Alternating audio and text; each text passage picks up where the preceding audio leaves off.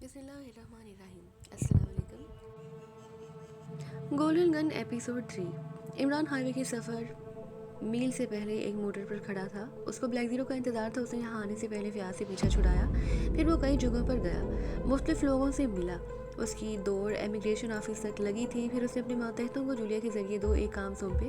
फिर black zero से रब्ता कायम करके उसे कुछ हिदायतें दी। ये हिदायतें रात 8 बजे हाईवे के तीसरे मोड़ पर होने वाली मौजूदा मुलाकात के सिलसिले में थी। उसका अंदाज़ा था कि ये उसके लिए किसी किस्म का जाल हो सकता है और वो पूरी तैयारी से वहाँ आएंगे।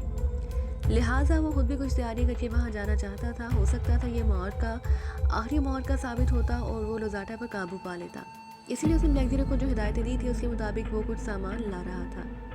उस सामान में लाउड स्पीकर टाइप के छोटे छोटे स्पीकर थे, तार थे, एक छोटा सा एम्पलीफायर था, राइफल थी और अंधेरे में देखने वाली दूरबीन। उसने ब्लैक ज़ीरो को 7:30 बजे यहाँ मिलने का वक्त दिया और उसे उम्मीद थी कि ब्लैक ज़ीरो आसानी से यहाँ पहुँच जाएगा, क्योंकि एक फरलांग के फासले पर एक मशहूर कैफ़े था और ब्लैक ज़ीरो को वो कैफ़े तलाश नहीं करना पड़ता। हर टैक्सी ड्राइवर उससे वाकिफ़ था। उसने रिस्ट वॉच देखी। 7:15 बजे थी। ठंडा सा सांस लेते हुए उसने आसपास का जायज़ा लिया। यहाँ चारों तरफ ऊंची ऊंची इमारतें और एक मंजिला बंगले बने हुए थे। सारा इलाका आबाद था और सड़क पर बेपनाह ट्रैफिक था। वो एक इमारत की दीवार के पास इस तरह खड़ा था जैसे इसी इमारत से निकलने वाले किसी फर्द का मुंतज़िर हो। ठीक 7:30 बजे उसने एक टैक्सी आते देखी। टैक्सियाँ तो बहुत सी आ रही थी, मगर उस टैक्सी को देखकर वो इसलिए चौंका था कि उस टैक्सी की बत्तियाँ बार बार जलकर बुझ रही थी और ये इस बात का सबूत था कि उसमें ब्लैक ज़ीरो मौजूद है। वो आगे बढ़ा और सड़क के किनारे आकर टैक्सी को हाथ देने लगा। टैक्सी उससे 2 कदम के फासले पर आकर रुक गई। फिर उसका दरवाज़ा खुला और ब्लैक ज़ीरो बरामद हुआ। उसने टैक्सी की उगवी नशीद से 2 बंडल निकालकर ज़मीन पर रखे और किराया देने लगा। सब कुछ ले आए काले सिफर? इमरान ने टैक्सी के जाने के बाद पूछा। जी हाँ, ब्लैक ज़ीरो ने जवाब दिया। मगर राइफल कहाँ पर है? इमरान ने दोनों बंडलों को घूरते हुए पूछा। इन्हीं बंडलों में। उल्लू रात ही को जागा करता है काले सिफर। मैं मतलब नहीं समझा जनाब, ब्लैक ज़ीरो ने चौंक कर कहा। मतलब ये कि अगर तुम मुझे उल्लू समझ रहे हो तो जान लो कि उल्लू रात को 100 अक्लमंदों का एक अक्लमंद होता है और उस वक्त रात है। मैं अब भी नहीं समझा, ब्लैक ज़ीरो उलझन ज़दा लहजे में बोला। मतलब ये कि इतने से पैकेट में राइफल की मौजूदगी पर कोई गधा ही यकीन कर सकता है, इमरान ने कहा। और समझा, ब्लैक ज़ीरो ने सर हिलाया। शुक्र है तुम समझे तो सही। राइफल खोलकर इसमें रखी है जनाब, ला हौल वला हुआ था, इमरान ने कहा। मैं समझा था तुम फिर की हुई लाओगे। इस सूरत में 6 जगह जवाबदेही करना पड़ती है। अच्छा बस अब इस बोझ को उठाओ, ये दोनों बंडल। ब्लैक ज़ीरो ने पूछा। अफसोस तीसरा इस वक्त मुहैया नहीं कर सकता बच्चा, लिहाजा इसी पर कनात करो। या अल्लाह, ब्लैक ज़ीरो के मुंह से निकला और उसने दोनों बंडल उठा लिए और इमरान के हुक्म में चलने लगा। इमरान रोशनी की जद से बचकर चल रहा था। खुला हुआ इलाका था, इसलिए उसे नाकामी नहीं हो रही थी। हम कहाँ चल रहे हैं जनाब? ब्लैक ज़ीरो ने हाँफते हुए पूछा। दोनों बंडल हाथ से भारी थे, इसलिए वो 2 फरलांग चलकर ही हाँफ गया। बस यहीं हाईवे की तीसरे मोड़ तक। क्या? ब्लैक ज़ीरो के मुंह से निकला और उसके हाथ से दोनों बंडल छूटकर सड़क पर गिर पड़े। अरे क्या करते हो? इमरान ने झपट कर बंडल उठाते हुए कहा। आप गाड़ी नहीं लाए क्या? तुम्हारा मतलब है कि मैं ढोल ताशे के साथ उधर जाऊं? अब मुझे क्या पता कि आप कहाँ और क्यों जाना चाहते हैं? ब्लैक ज़ीरो ने एक बंडल इमरान से लेते हुए कहा। एक बड़ी पैकेट हुश जमाल, हुश अहलाक, हुश एतवार, हुशगवार ने मुझे हाईवे के तीसरे मोड़ पर बुलाया है। किसने बुलाया है? ब्लैक ज़ीरो ने हैरत से पूछा। अरे तुम बड़ी पैकेट का मतलब नहीं समझते? समझता हूँ, मगर आगे आपने क्या कहा? अच्छा वो, इमरान ने कहा, वो तो मैंने अलकाब लगाए थे। अभी भी आप कह रहे थे कि किसी औरत ने फ़ोन किया था। हाँ, वो फ़ोन औरत की ही आवाज़ में था, इमरान ने कहा, मगर उसका लहजा निसानी था और सुनने वाला शनाख्त नहीं कर सकता कि वो जुमला किसी औरत ने नहीं किसी मर्द ने अदा किया है। ब्लैक ज़ीरो सोच में डूब गया। गोया वो फ़ोन किसी मर्द ने किया था। हाँ, और मेरा शोबा लोजाटा पर है। उसके साथ 2 औरतें भी हैं, ब्लैक ज़ीरो ने कहा। फिर उसे वो औरत की आवाज़ में फ़ोन करने की क्या ज़रूरत थी? यही देखना पड़ेगा। पता नहीं उन लोगों ने सफदर और नवानी का क्या हाल किया होगा। वो हैटे से होंगे, इमरान ने कहा। लोजाटा ने मालूमात हासिल करने के चक्कर में उन लोगों को ज़िंदा रखा होगा और अब वो उनको आपके लिए चारा बना रहा है। देखते जाओ कि कौन किसका चारा बनता है। अगर वाकई ये जाल है तो। ब्लैक ज़ीरो कहते कहते रुक गया। आगे कहो, रुको मत। मैं यही कह रहा था कि अगर ये जाल है तो वो ज़बरदस्त तैयारियों से आएगा। आने दो, मैं वो चाहता हूँ कि वो आए, लेकिन वो आपके पीछे क्यों बढ़ गया है? पता नहीं, इमरान ने कहा। तुम्हें इल्म है कि कल सर सुल्तान को अगवा करने की कोशिश भी की गई थी? और हाँ, मैं बताना भूल गया। ब्लैक ज़ीरो सर सुल्तान के नाम पर बुरी तरह चौंका। क्या भूल गए? इमरान ने चलते चलते रुक कर कहा। सर सुल्तान के बारे में एक इतला थी, ब्लैक ज़ीरो ने कहा। जल्दी बको। वो 3 बजे दफ्तर से चले थे मगर घर नहीं पहुंचे और ये इतला तुम मुझे अब दे रहे हो? आपकी बातें बातों का दिमाग की चोलें हिला देती हैं जनाब, और अहम से अहम बात भी याद नहीं रहती। दूसरी जगहों पर मालूमात हासिल की, जी हाँ, वो कहीं भी नहीं मिल सकी, अलबत्ता उनकी गाड़ी एक जगह से मिली। उसे देखने के बाद अंदाज़ा होता है कि वो जहाँ भी गए हैं अपनी मर्ज़ी से गए हैं। गाड़ी कहाँ मिली? स्ट्रेट 11 पर जनाब। उसका इंजन बंद था और तमाम दरवाजे लॉक किए हुए थे। गाड़ी के अंदर किसी किस्म की जद्दोजहद के निशान भी नहीं है। मुमकिन है मुजरिमों ने उसे सेट किया हो ताकि देखने वालों को यही तासुर मिले कि सर सुल्तान जहाँ भी गए हैं अपनी मर्ज़ी से गए हैं। आपका मतलब ये है जनाब कि वो अगवा किए जा चुके हैं? हाँ, इसके अलावा और कुछ नहीं सोचा जा सकता। गोया सफदर और नुमानी के बाद अब सर सुल्तान भी इसके कब्जे में जा पहुँचे। हाँ, और इसके लिए मुझे कुछ सोचना पड़ेगा। वो क्या जनाब आली? यही कि सर सुल्तान को किस तरह उनकी गिरफ्त से निकाला जाए। गोया आप उनसे खतरा महसूस कर रहे हैं। बूढ़ी हड्डियों में दम ही कितना होता है जो वो तशद्दुद बर्दाश्त कर सकेंगे। फिर तो आके मामला खतरनाक है। अगर लोजाटा को एक्सटो का राज मालूम हो गया तो एक्सटो का राज सर सुल्तान बनने पर भी नहीं खोलेंगे, मगर वो लोजाटा है, वो इस राज को जानने के लिए कुछ ना कुछ कर जो कुछ कर जाए कम है। फिर अब क्या प्रोग्राम है आपका? पहले इधर से निमट लें, फिर सोचेंगे, इमरान ने कहा। मुमकिन है यहाँ से ही कोई मसला बन जाए और हम आगे बढ़ सके। क्या वाकई पैदल चलना है? हाँ, मैं किसी गाड़ी पर जाकर उनको चौंकाना नहीं चाहता। यानी? ब्लैक जीरो ने पूछा। अगर ये मेरे लिए जाल फैलाया गया है तो वो लोग बहुत पहले पहुंच चुके होंगे और अब मेरी ताक में होंगे।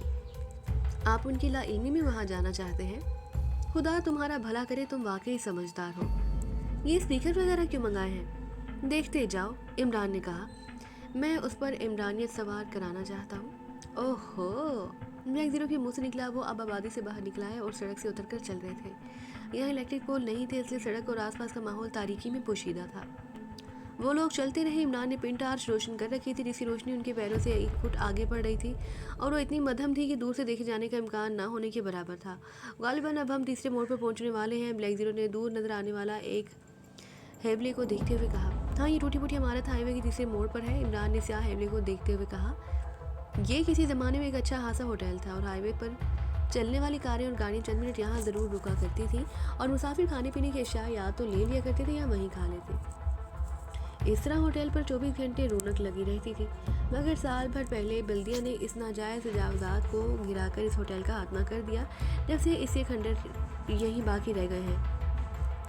हो सकता है वो लोग इसी जगह ताक में हो, शायद, इमरान ने कहा। फिर बोला, तुम्हें स्पीकर मुख्तलिफ अतराफ में छुपाने होंगे, गोया आपने तारों के लच्छे इसीलिए मंगाए थे। हाँ, अब आओ, हमें ज़्यादा मोहतात हो जाना चाहिए, इमरान ने कहा, और वो ज़मीन पर घुटनों के बल चलने लगे। गिराए हुए होटल के खंडर के पास पहुंचकर इमरान ने एक स्पीकर वहाँ एक झाड़ी की आड़ में रख दिया, और ब्लैक जीरो को कुछ हिदायत देकर वो 2 स्पीकर और एक एम्पलीफायर लेकर एक सिमत बढ़ने लगा, जबकि 2 स्पीकर लेकर ब्लैक जीरो दूसरी तरफ चला गया। राइफल को इमरान ने फिट करके शानी से लटका लिया। 15 मिनट में इमरान और ब्लैक जीरो ने वहाँ स्पीकर इस तरह नस्ब कर दिए कि वो होटल के खंडर के 3 सिमत फैल गए। फिर ब्लैक जीरो तारों के सहारे इमरान तक पहुँच गया। अब क्या प्रोग्राम है? ब्लैक जीरो ने पूछा। अब हमें सबसे पहले उनकी मौजूदगी का पता लगाना है। अभी लीजिए, ब्लैक जीरो ने कहा, और एक बड़ा ट्रांसमीटर बड़ा पत्थर उठाकर बड़ी कुव्वत से होटल के खंडर की तरफ उछाल दिया। तो लम्हे बाद पत्थर गिरने की आवाज़ आई, फिर सन्नाटा छा गया। शायद वो अभी नहीं पहुंचे, नामुमकिन बात है। काले सिफर, इमरान ने कहा, अगर ये जाल ही है तो वो अब तक पहुंच चुके होंगे और हमारे मुंतज़िर होंगे। क्या वो लोजाटा आया होगा? क्या कहा जा सकता है, इमरान ने कहा। हो सकता है वो खुद ही आए, ब्लैक जीरो ने कहा, क्योंकि उसके बारे में मशहूर है कि वो अपने साथियों को उनकी बू सूंघकर पहचान लेता है। हाँ, इस तरह सोचे तो यकीनन उसे यहाँ मौजूद हो जाना चाहिए, इमरान ने कहा। वो अपनी इस हिस्स से काम लेकर हमारा सुराग लगा सकता है। लेकिन ब्लैक जीरो ने कहना चाहा, मगर उसे लम्हे थोड़े से फासले से एक आहट सुनाई दी और वो खामोश हो गया। आहट दोबारा उभरी और इमरान ने अंधेरे में देखने वाली दूरबीन थैले से निकाल ली, आंखों से लगा ली। अब वो इन झाड़ियों में देख रहा था जहाँ से आहट सुनाई दी थी। मैंने उसे देख लिया है, दफातन ब्लैक जीरो की आवाज़ आई। वो खुद भी अंधेरे में देखने वाली दूरबीन लगाए हुए था। हाँ, वो 2 है, इमरान ने कहा, एक उनके दाएं तरफ भी है। ओहो, इमरान ने ब्लैक जीरो की बताई हुई सिम दूरबीन घुमा दी। उस तरफ भी एक आदमी मौजूद था, गोया वो 3 आदमी थे। क्या उन्होंने हमें देख लिया है? ब्लैक जीरो ने सरगोशी में पूछा। नहीं, इमरान ने कहा।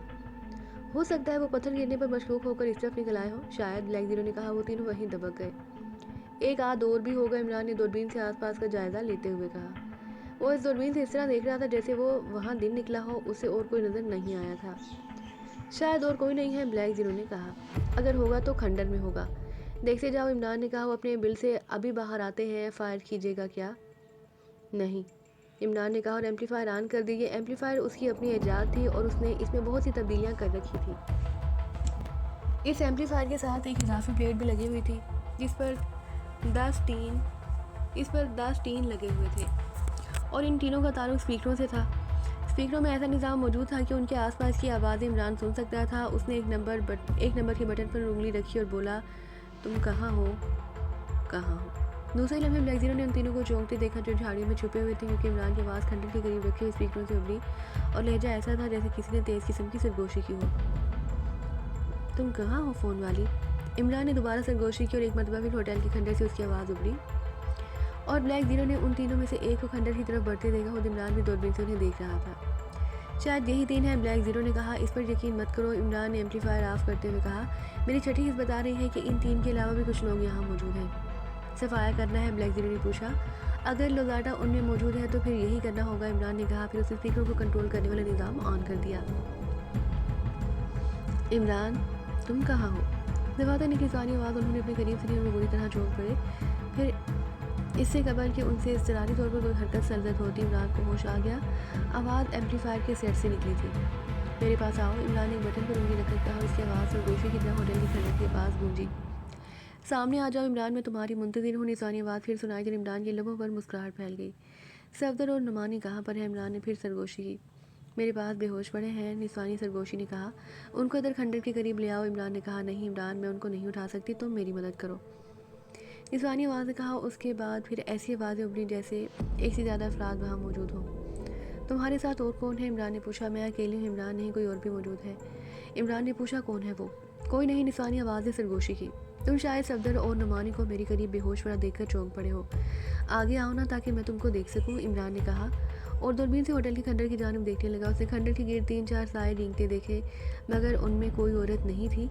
उसके लबों पर मुस्कुराहट फैल गई, कश्तों होंठ से भरपूर मुस्कुराहट। ये चारों तरफ आदमी कैसे, इमरान ने सहमे अंदाज में पूछा। तो तुमने उनको देख लिया है, दफातर ने इकरार और दरिंदगी से भरपूर आवाज़ सुनाई दी। हाँ, मैं 4 आदमी को देख रहा हूँ। ये चारों तुम्हें मौत की नींद सुला देंगे, इमरान, दरिंदगी आलूद लहजे में कहा गया। तुमने लोजाटा को छेड़ कर अपनी मौत को दावत दी थी।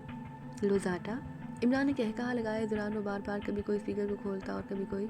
इस तरह उसकी आवाज़ मुख्तलिफ सिमतों से सुनाई देने लगी। दफातन एक स्टेन गन कह कहा लगाने लगी। दफातन वो चौंक पड़े। सामने की सिम से 2 तेज़ रोशनियां चमकी थी। उन्होंने फुर्ती से एक ज़ेरे तामीर इमारत के सामने पड़े हुए रेती के ढेर पर छलांग लगा दी। रोशनियां तेज़ी से करीब आती जा रही थी। वो फुर्ती से किसी तेज़ रफ्तार सांप की तरह रेंगते हुए ज़ेरे तामीर बंगले में दाखिल हो गए। आने वाली रोशनियां एक कार की साबित हुई। वो कार रेत के ढेर के पास आकर रुक गई। सफदर और नुमानी दोनों दीवार की आड़ में छुपे हुए थे और फिर भरे हुए रिवाल्वर किसी भी खतरे का मुकाबला करने के लिए उनके हाथों में तैयार थे। मैंने यहाँ 2 साए देखे थे, दफातर, उन्होंने कार से उतरने वालों की आवाज़ सुनी। फिर वो आसपास ही कहीं होंगे, तलाश करो। कार के अंदर से किसी ने कहा। लहजा गैर मुल्की था, वो अंग्रेज़ी ज़बान इस्तेमाल की गई थी। हम अंधेरे में उन्हें कैसे तलाश करें, उतरने वालों में से एक ने पूछा। उसका लहजा मुकामी था मगर ज़ुबान अंग्रेज़ी थी। अंधे हो क्या, डरा कर कार के अंदर से कहा गया। ये मतलब नहीं है मेरा, देसी ने बिगड़े हुए लहजे में कहा। फिर क्या मतलब है। वो दोनों मुसल्लह हैं, देसी ने वजह बताई। हुआ करें, कार के अंदर से कहा गया। वो बास को जख्मी करके भागे हैं, हम उनको हरगिज़ जिंदा नहीं छोड़ेंगे। मगर उसके लिए हमें क्यों मरवा रहे हो, देसी ने कहा। शट अप, तलाश करो, कार से कहा गया। फिर उसके उग्गी नशीस का दरवाज़ा खुला और एक तवील कामत नीलू बाहर निकला। उसके हाथ में सफदर ने स्टेन गन देखी। अगर दाएं तरफ के बंगले में रोशनी ना हो रही होती तो सफदर उन्हें ना देख सकता। अगर वो मारे गए तो, एक देसी ने कहना चाहा।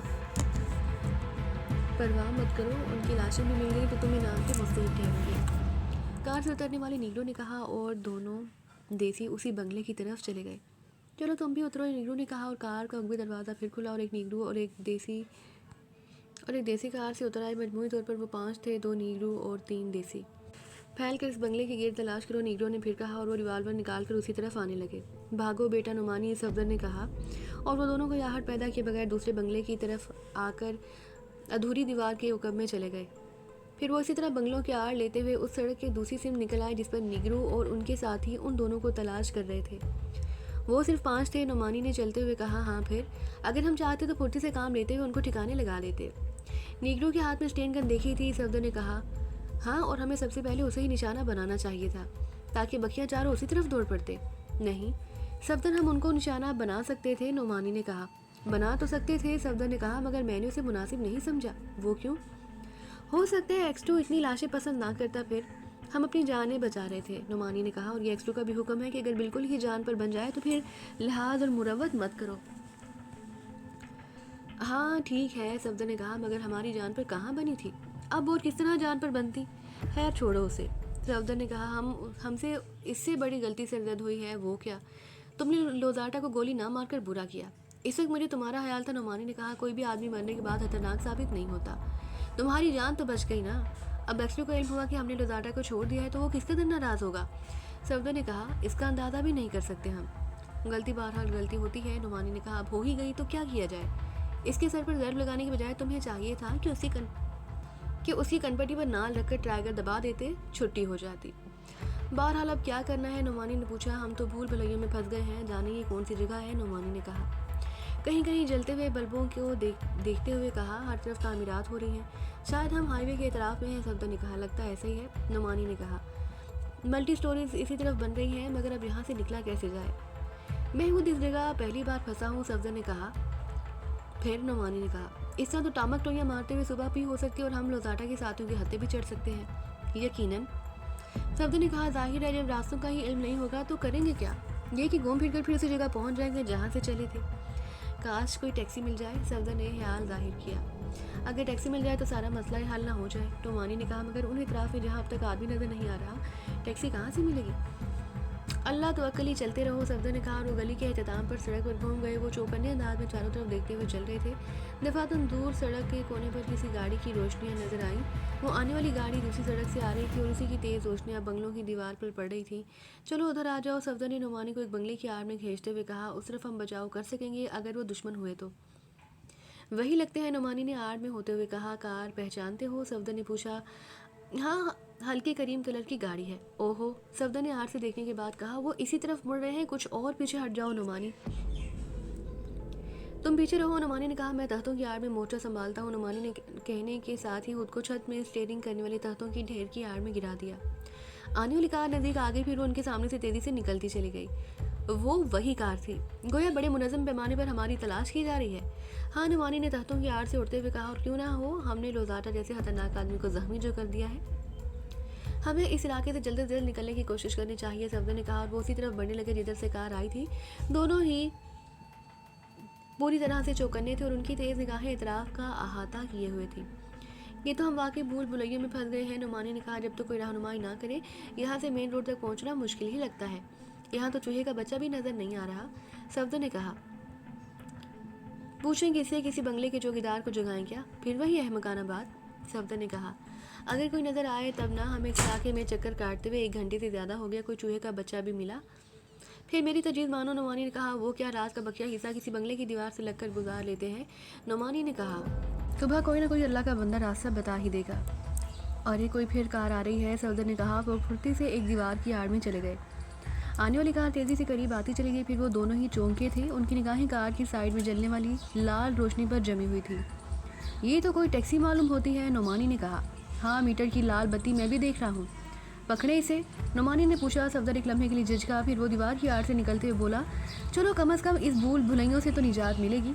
वो दोनों सड़क के दरमियान में आ गए और इस तरह इशारा किया जैसे टैक्सी रोकना चाहते हो। टैक्सी उनके करीब आकर रुके। फिर ड्राइवर ने सर बाहर निकाल कर पूछा, क्या बात है, शहर चलोगे? सफदर ने तेजी से कहा और रिवाल्वर उन्होंने लिबास में छुपा लिए। आज और ड्राइवर ने पिछला दरवाज़ा खोलते हुए कहा। फिर जब वो बैठ रहे थे तो उसने मीटर गिरा दिया और टैक्सी हरकत में आ गई। शुक्र है, नुमानी ने कहा। मेरी तो टांगें दर्द करने लगी थी। वो तो अब भी करेंगी। दफातन अगली सीट से किसी ने अंग्रेज़ी में कहा और इससे पहले कि वो संभल सकते अगली सीट पर एक स्याफाम का चेहरा नजर आया। चेहरे के साथ ही हाथ भी था जिसमें दबे रिवाल्वर का रुख उन्हीं की जानिब था। सफदर ने रिवाल्वर निकालना चाहा था कि शाम की फनकार सुनकर चौंक पड़ा। बस अगर हरकत की तो भेजा उड़ा दूंगा।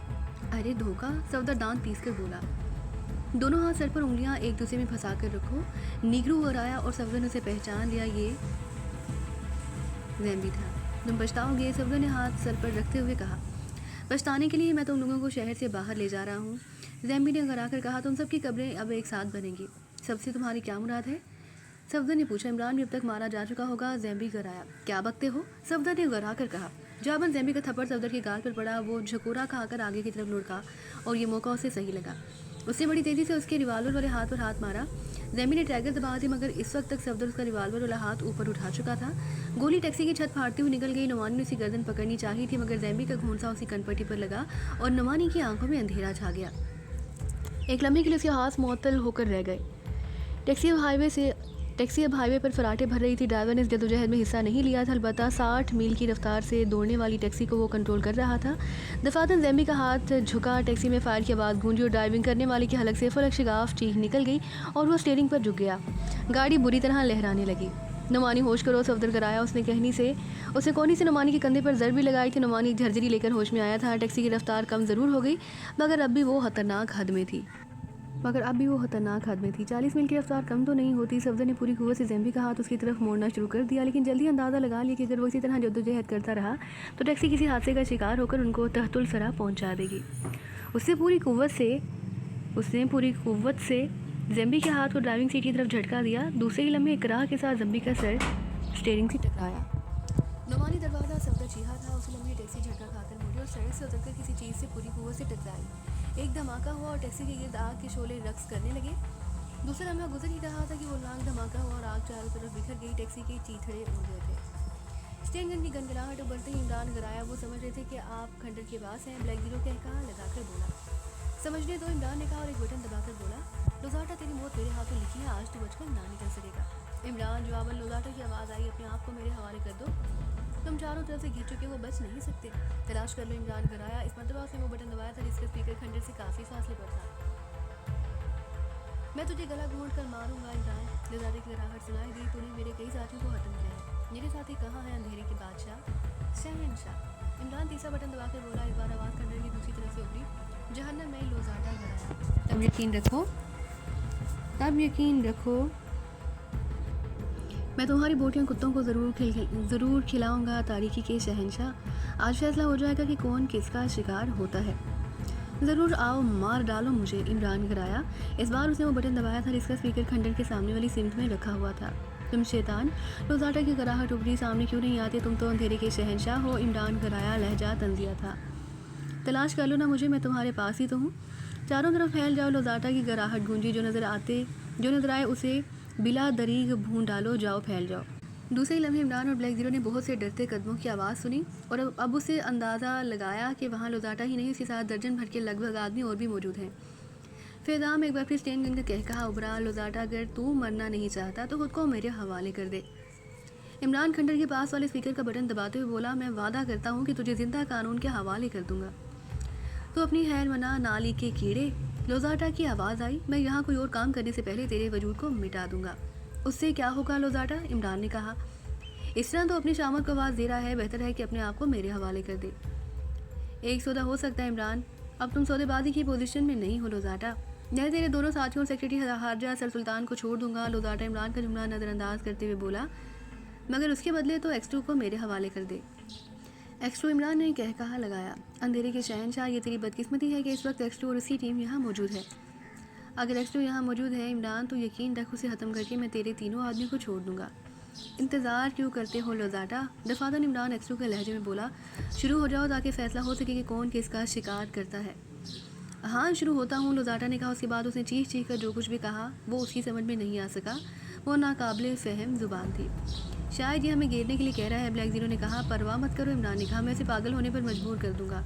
मगर इस तरह तो जुमला अधूरा रह गया था। चारों तरफ बैक वक्त फायर हुए, फिर स्टेन गन भी गरजी थी। वो तेज़ी से ज़मीन पर लिपट गए, वरना मुमकिन था कि कोई भूली भटकी गोली उनको भी चाट जाती।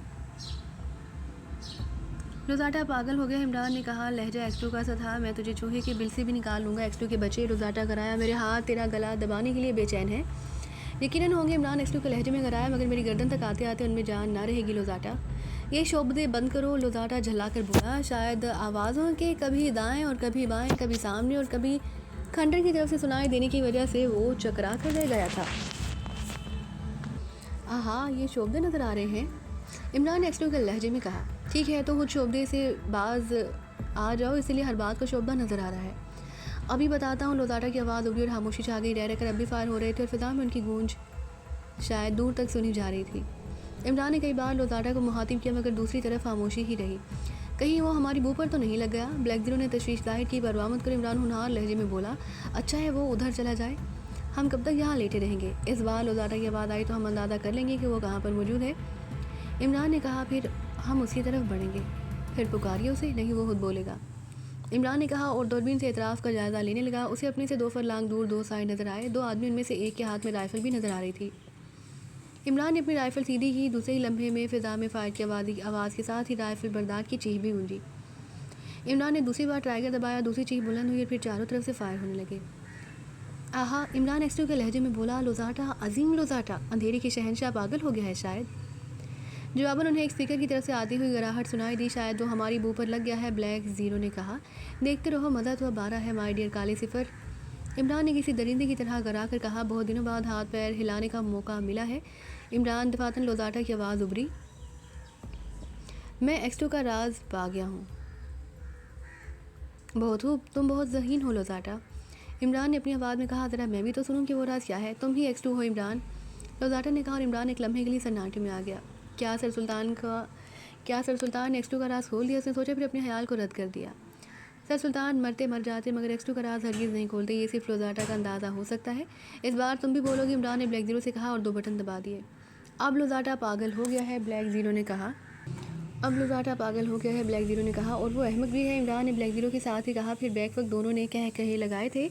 वीराने में 500 स्पीकरों से निकलने वाले उनके कह के एक खौफनाक मंजर पेश कर रहे थे। कहो लोज़ाटा, एक्सटू कौन है? इमरान ने पूछा। इमरान या मैं? ब्लैक ज़ीरो ने एक्सटू के लहजे में कहा। आवाज़ बदल कर बोल रहे हो इमरान? लोज़ाटा कराया। तुम अहमक हो लोज़ाटा, इमरान ने कहा। तुम बैक वक्त 2 आदमियों की आवाज़ें नहीं सुन रहे, वो बाएं सीमत झाड़ियों में है, दफातन किसी ने कहा। और इमरान बुरी तरह से चौंक कर उनकी सही निशानदेही कर दी थी। अब भाग लो यहाँ से, इमरान ने कहा। और बड़ी तेज़ी से उसने एम्पलीफायर और 2 चीज़ें समेटी थी, मगर फिर वो रुक गया। क्या हुआ जनाब? ब्लैक ज़ीरो ने पूछा। ये धोखा ही लगता है, इमरान बड़बड़ाया। मैं भी यही कहने वाला था। शायद वो इस तरह ये चाहते हैं कि अगर हम यहाँ छुपे हुए हों तो इस आवाज़ से भागें और वो हमें भूल डालें। हमें यहाँ रुककर इंतज़ार करना चाहिए। ऐसा करो, इमरान ने कहा। तुम आगे बढ़कर जाओ और उन पर नज़र रखो। इस तरह हम स्पीकरों पर 2 आवाज़ें नहीं सुनवा सकेंगे। ये भी ठीक है, इमरान ने कहा। उस लम्हे फायर हुआ और गोली जन से उनके सिरों पर से निकल गई।